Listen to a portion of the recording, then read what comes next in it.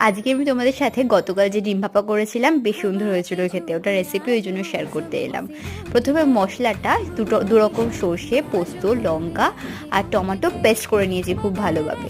আর এদিকে ডিম সেদ্ধ করে তাতে লবণ আর হলুদ দিয়ে এদিকে প্যানে সর্ষের তেল সুন্দরভাবে গরম করে প্রত্যেকটা ডিম উল্টে পাল্টে খুব সুন্দরভাবে ভেজে নিলাম। একটু কায়দা করতে গেলে এই যে ডিম ভাজা হচ্ছে এর ওপরে একটু লঙ্কা কুচি ছড়িয়ে ভাজতে পারো, তাহলে ভালো লাগে। আর এখানে মশলার সাথে একটু দই, লবণ, হলুদ, লঙ্কা কুচি আর সর্ষের তেল ছড়িয়ে দিয়েছি। 3 চামচ সর্ষের তেল দিয়েছিলাম, একটু দইও দিয়েছিলাম, আর লবণটা কিন্তু দেখায়নি কিন্তু দিয়েছিলাম।